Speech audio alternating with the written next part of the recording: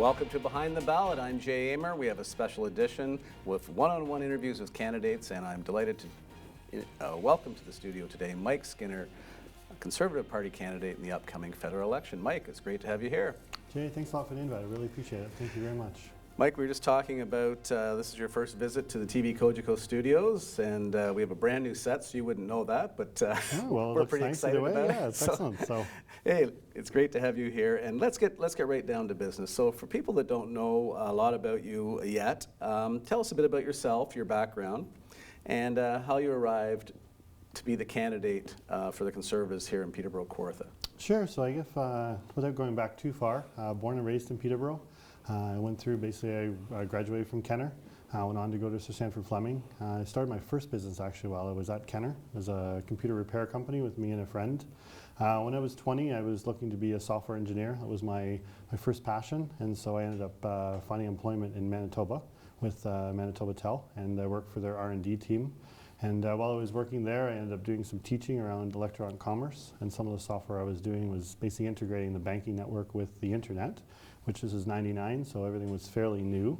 Wasn't as common as it was today. And so I ended up working with one of our resellers in Ottawa, and so I ended up bouncing over to Ottawa. I got to work on the Hill with the Honourable Reg Alcock for a little while, who is the MP from Winnipeg South. And then myself and a friend decided to move back to Peterborough and open a company, and that company was Operatel. And so it really grew that company over the last, I guess, 11 years, from 2001 till 2011. We grew Operatel. We ended up expanding into Australia, Brazil, and China. Just before we sold it, we basically had 4 million learners that were using the technology. And so we sold it in 2011, and that was really when it was for me to start giving back. And so I ended up joining a lot of local boards. So I joined the Peterborough Economic Development Board, and last year I chaired the Strategic Plan Development, the 2015 to 2020 Strategic Plan. I joined the Innovation Cluster and became the co-chair of that. I became the co-chair of the Trent Business Council, and I joined the Shining Waters Railway. And so by joining all of those boards, I've got a good understanding of sort of what our community needed. And obviously when the position of MP basically came available from the Conservative point of view, then I decided it was something that I wanted to pursue, and I started running. And so everyone sort of isn't sure the process. So basically the process is you first get vetted by the party, and so you go through an interview. We had a three-way race for the nomination, and so the nomination is all about getting as many members to basically make sure they've got a valid membership, and then come out basically just like an election and vote for you. Mm-hmm. And we ended up having our nomination in July, which is a horrible time for nomination. Many people have cottages and are away, right. and unfortunately it must be an in-person that day right. Process. That is the process. And so I had to get everybody in to vote, and of course then I was selected, and that was in July. And then really we within 2 weeks, the election was called on the 1st of August, and we've been basically running ever since. Going ever since. Yeah. I just want to step back a bit, because you gave us a summary of your experience in business, which took you, like many people from Peterborough, have to go away to sort of establish themselves, but you've made your way back. But you mentioned you worked in Ottawa for politicians. Was that when you first got interested in politics? Yeah, it was actually. I worked for the Honourable Reg Alcock. He was the Minister of Intergovernmental Affairs. Mm-hmm. And so I was working at the time with Progestic International, which I became a partner of. And so in the daytime I was working with the Bank of Canada on a large integration project. But basically every night I worked with Reg. And so I was there probably in Ottawa about 4 days. And Reg ended up calling me. He was well connected to my previous employer at Manitoba Tel. And basically said, Mike, I'd really like to come up on the Hill. And so it was a really exciting experience. And I worked with him, basically kind of part-time for about 3 years. We built one of the top recognized political websites. A lot of things. Reg was really far advanced when it came to understanding his constituents. He was one of the first people to put a customer relationship management system in place that would track all of his constituents, who called, when they called, what their issues were. He started looking at trending those issues to see whether all constituents in a certain area were having issues, and then he would try and pull that data out for him to determine what his people needed. So it was a very technological MP. And really wanted to leverage technology. Myself, coming from a strong technology background, we got along, but we also spent a lot of time having sushi and really just talking about politics on the Hill. Mm-hmm. And Reg was there during the time when there was Paul Martin and Jean Chrétien, and there was kind of a changing of the guard, which was a bit of a conflicting situation. So that was And early so- 2000s? Yeah, 2000, 2001. Yeah. And so Reg, Reg was one of those people that had to choose between whether he wanted to be in the Chrétien camp Right. and the Paul Martin camp. And I remember, sitting down with him, and he was pretty upset one day, and he said, Mike, the one thing I've learned that you need to learn is that sometimes not making a decision is a decision. And because he'd taken so long to sort of move from one camp to the other, it was sort of a three-way decision. And I think that's something that he regretted because he was sort of on that fence for a long time. So it's a piece of advice I've always remembered, especially in business, that sometimes you've got to make a tough decision, and sometimes you've got to make it quickly, because just sitting on the sidelines and not making a decision is a decision as well. Mike, I was going to ask this later on, but we've talked a bit about you've talked a bit about Reg, and he was a Liberal, obviously. And I recall about 10 years ago there was an article talking about you and Operatel and your success, and you've recently come back to town, and it was sort of a profile in one of the local papers. And you did indicate you wanted to be the next MP for Peterborough, but at that time I recall it was the next Liberal MP. So what's changed between now and then to have you running here, sitting with me as a Conservative Party candidate? Yeah, well, I think the article actually, just a small correction, the article actually said I hadn't decided. Oh, okay, good. And so I was actually pretty torn. I mean, obviously, my first foray into politics, really paying any attention to politics, was Reg. Before then, I wanted to be a business person. I wanted to be a software programmer. I didn't really understand. I didn't follow politics. I mean, I really didn't understand how it worked. So Reg really kind of opened my eyes to that. And like I said, I went there really to help him from a technology point of view, but it really was a good experience for me. And so over the last number of years, I've really had to make that decision. And even recently, I only became a Conservative, official card-carrying Conservative, in November. And so I went through a process of really understanding what the platform for being a Conservative candidate was and what the platform was for being a Liberal candidate. And so I looked at as much information that was out there, and this is obviously pre-election, and I had to make that choice. And for me, when I really take a look back at growing my business, to me, I need a party that really understands small business. I believe businesses are they're driving our economy today. 98% of businesses in Canada are small businesses, 70% of our GDP. But large businesses also make up the other 30%. And so I wanted to make sure that I was with a party that understands that business are the ones that create jobs. We hear about people talking about governments creating jobs, and even our government, we take credit for the generation of 1.3 million jobs from the recession. The reality is we created an environment for companies to create those jobs. And so I wanted to make sure that I was with a party that understands that it's about creating a culture and an environment for jobs to be created, not actually thinking that they go out and create jobs. Because for me, if a government thinks they can actually create a job, that means it's going to be probably a government job. And government jobs are worked for the people, which is great, but who pays for that? People that are actually working in the private sector. And so if we have no one working in the private sector, how can we afford government? What's interesting, when you talk about job creation, it's probably one of the first things that comes out of your leader, all the leaders' mouths when they're talking. It's about jobs, jobs, jobs. And there is, I think, a bit of an illusion that if you elect us, we will create jobs. But you've sort of summarized it to me that it's really not the politicians that create the jobs. But I think there might be an advantage in getting that position, because I think a lot of people think that the elected officials have some influence on job creation.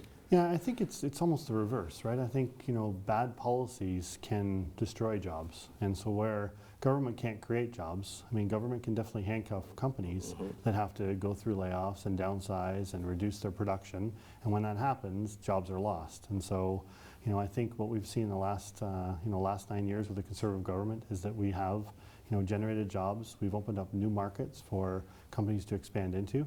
And we've also maintained a pretty unstable economy if you look at the world. We've gone through some pretty interesting times. If you take a look at Greece, you look at Germany, even if you look back a couple of years to the US and some of the cities that were almost on the point of bankruptcy and the subprime market, and we heard about people just basically turning their keys back into their houses because their house was worth half of what the mortgage was that they owed.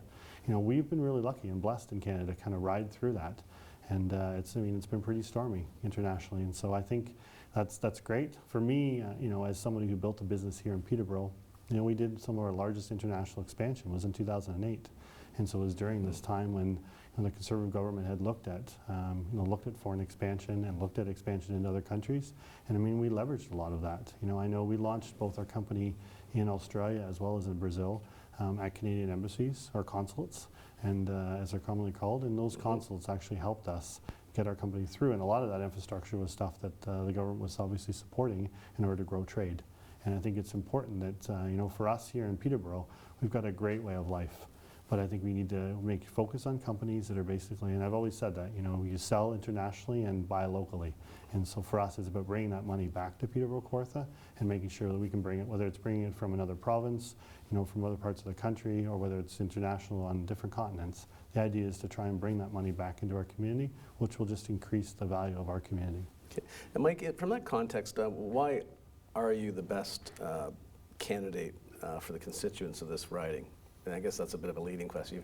I think you've explained that's one of the things you're keen on, but given that you obviously have an interest in supporting business, are there any other reasons why you think what you bring to the table would be best for the citizens of Peterborough-Kawartha? Yeah, so I mean, obviously, I think the first point is that as a business person, you know, I think I understand business people. So if we can agree that business people are the ones that are actually driving jobs, having someone who's an MP that understands the world of business and can relate when the government gets in the way of business, can identify that, and when people come to them, can really speak from a point of experience.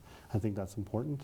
I think it's also important to have somebody who, you know, is doing this because they believe in this community. You know, for me, this isn't my next job or another career. As you know, I've done very, very well in my past career.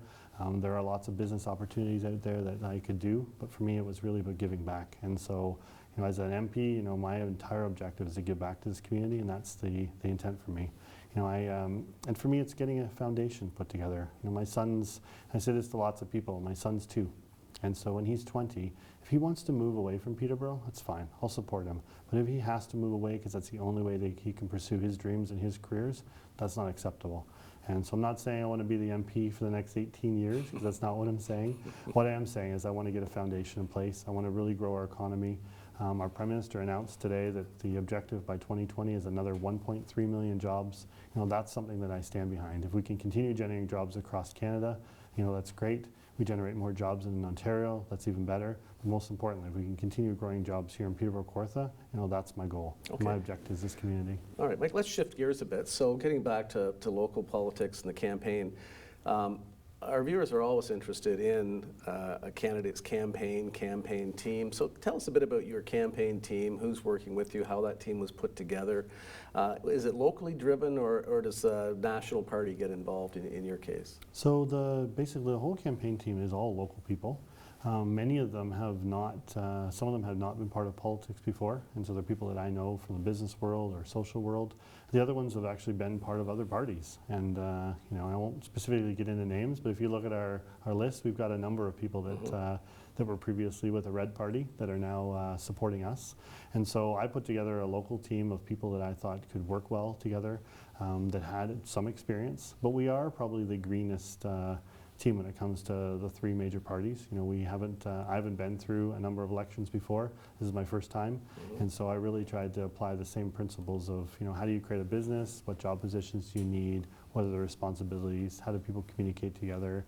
And where's our office? You know, as you're aware, we've opened 2 offices, one downtown in Peterborough and the other one in Big Cedar, because we really have a very large riding. Yes. And so all the processes of going through that was also, you know, everything you do to open an office, we had to do twice, times 2. And so we've got a great office manager, but the team's really come together. Now I have also leveraged both Jamie Schmiel, who is to the west of us, and Adam Moulton, who's to the south of us, 2 candidates that are running also for their very first time. And but Jamie had been working for Barry DeVolen for 9 years. Adam's been sort of part of the party and has been part of that understanding for a long time. And so I leveraged them a lot, being a late nomination, and they really helped it a lot. You know, when we first were putting some of our sign teams together, they set up some people to kind of work with us. You know, even when during our nomination, I went down there and supported at some of their fundraisers. So it's been a really good team environment, and the 3 of us are, you know, one of the first teams we assembled was around agriculture. Now there are a lot of farms that actually span over 2 and sometimes 3 of our ridings. Right. And so our theory was, you know, let's take the borders out of it. Let's the 3 of us work together. And our theory, obviously, is when all 3 of us go to Ottawa, that's going to give us a stronger voice in Ottawa, because it won't just be one person win an issue, it'll be 3. We're doing the exact same thing with the Trent Severn Waterway. Right. Well, those are things that, you know, I really believe in teamwork. And if you look back at my company career, basically every company I've owned, and I've owned a number of them, I've always been in partnership with one or many people. And so that's always been my approach, is to take a partnership approach when when doing anything. And so I've applied that exact same principle to politics and try to take that common sense business world and apply it to a world that, from the outside sometimes doesn't look like it has common sense. Okay, hey Mike, so just back to, so we're talking about your campaign team. You mentioned nomination process. You did have a competitor. Now, is that person, and his name slips my mind, is that person working on your campaign? Does everybody come together? What's the dynamic there? So we had two competitors, actually. Neither one of them are working on the team today, on the campaign today.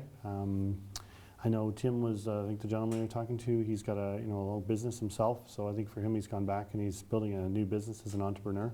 Him and my wife actually have both joined BNI together, though. So there's BNI is it's a business group that meets once a week. It's basically a business networking group, and so they basically refer each other's business. And there's about 16 or 17 people part of BNI, and it's a way for business people to build relationships with people in different markets. So there's only one person in each market. Okay. Hey, so this is a marathon campaign. I think we're sort of halfway through. You would know exactly how far, and I won't even ask you to tell me that number, but I know you know it. What do you enjoy most about campaigning? Meeting people. For me, I had never done door-to-door canvassing before. In all the careers I've had, I've never actually done a door-to-door based business before. But it's, so the very first time I went out with Dr. Kelly Leach, which was both exciting Labor Minister? And intimidating to go to my first door with a minister. But it's been great. So far, I'm just over 3,000 doors myself.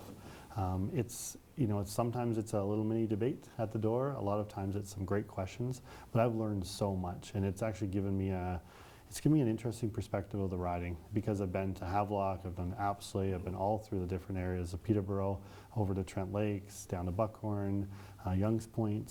And the issues are different, or sometimes they're pronounced differently or presented differently. Ultimately, they come back to our economy, if I was to summarize the issue.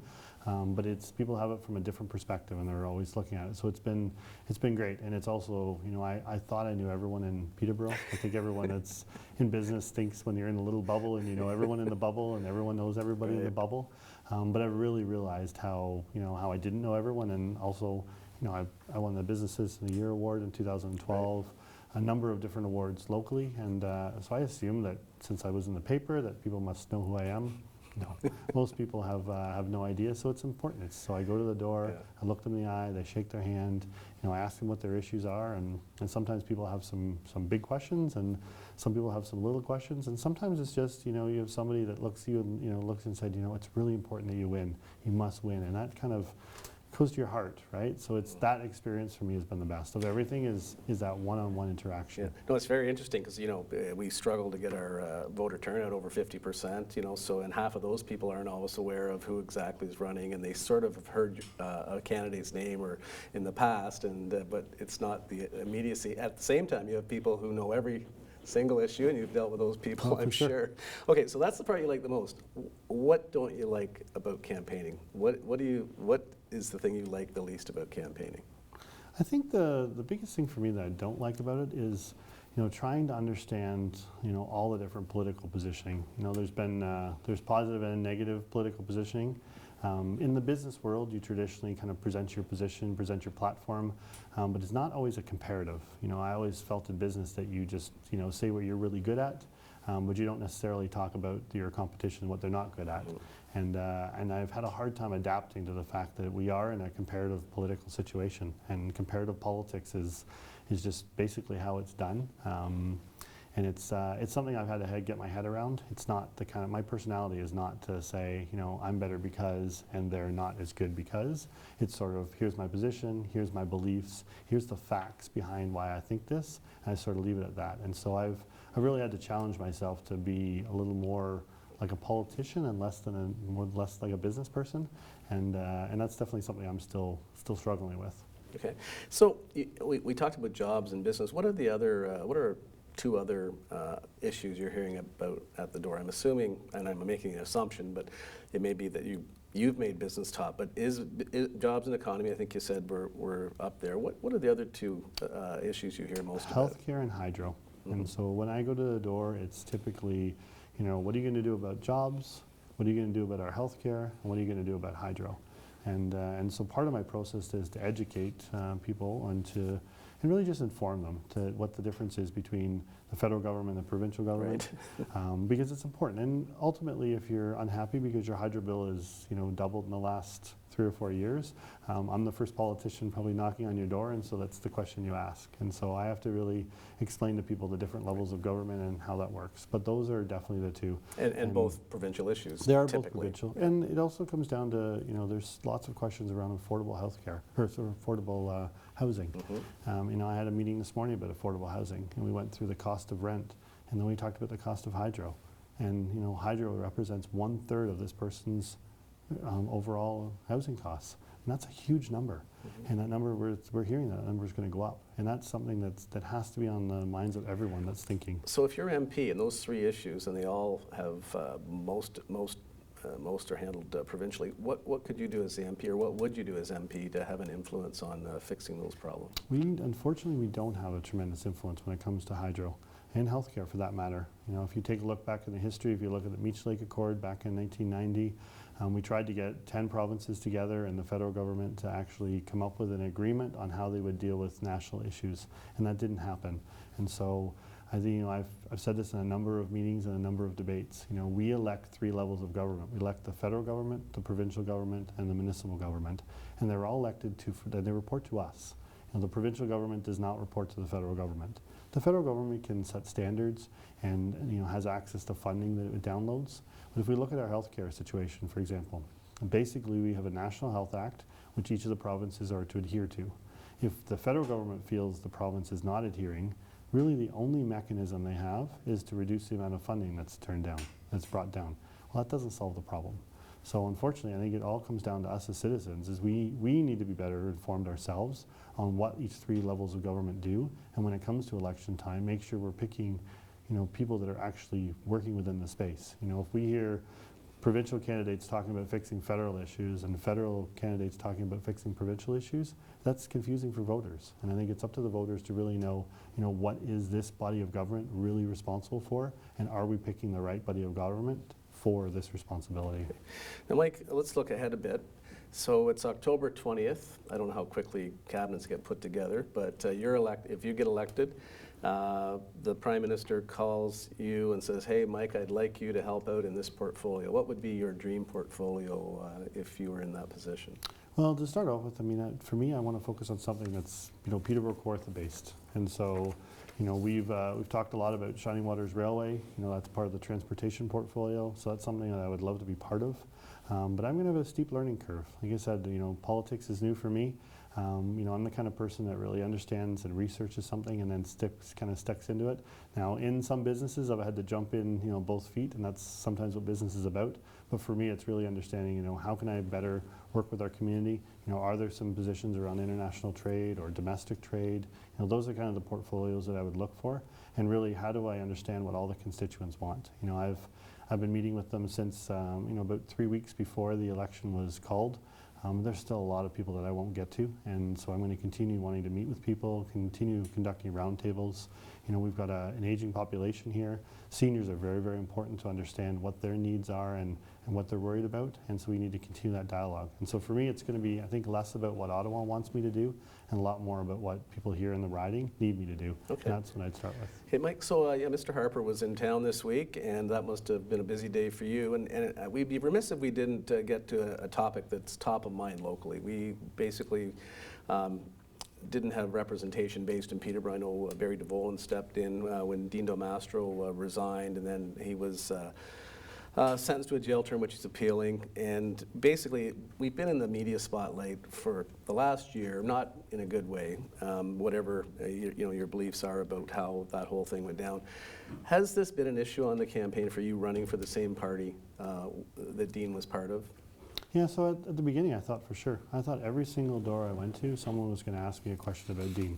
And I was ready for that. Basically, most media has asked me about it. Right. I'm not getting it at the door. I announced that in the paper a few weeks ago that it wasn't getting it at the door. And subsequently, I had a couple people ask me about it just so that they could say that, yes, I am getting it at the door. And it was a bit of a joke, which is obviously not a joking matter, but they thought it was sort of humorous. But overall, people are really worried about the future. And that's the one thing I've noticed, going door to door, is whatever is the topic in the media that week, if I get a question, it typically spawns from that. And so people are very much, and again, I'm going to their door, they're a bit surprised. It's not like it was a scheduled meeting. And so I'm just popping on their door. A lot of times they're having dinner because that's when we go out and canvass when people are home. And so whatever pops in their mind, they kind of open the door. I introduce myself. I ask them if they've been following the election, if they have any questions. So the first thing kind of pops into their mind, and a lot of it goes back to what matters to them. So I'm not getting a lot of it, but I definitely won't. I won't lie. I was very concerned at the beginning that that would be something that would overshadow me doing this. And obviously, for me, I'm not a candidate yet, or I'm a candidate, but I'm not a politician. I believe politicians should be elected first, so I can't say that. So well, you're in training for that. I'm in training, that's right. So I've come out of the business world. I'm a business person that's moving into that world, and I'm doing it for, I believe, the right reasons. It's because I believe in this community, and that's and this is my way of giving back. So I think people are resonating with that. Mike, we just got a couple of minutes left. Who's one of your campaign supporters that you're most proud to have on your side? Someone that might be a recognizable name in the community. Well, Doug Arnold. So Doug Armstrong has really been very, very helpful with me. Even at the beginning, I sat down with him and really asked. He's somebody who has been part of our local community in a number of different capacities. He's somebody who really understands sort of the history of a lot of what's happened in our community, and he spent a lot of time with me and really sort of kind of brought me up to speed and gave me some background. On top of that, Sally Harding has been great when it comes to healthcare. Healthcare, again, is a provincial matter, but there are lots of things at the federal level that we could be adding in and some changes we could be making. And she had some great advice for that as well, as somebody who's a strong community member. And I've had a lot of people, even Michael O'Connor, used to be the co-founder of Wind Telecom. Mike and I have been partners in a couple different companies. And Mike doesn't come from a political background, but definitely a strong, international business background.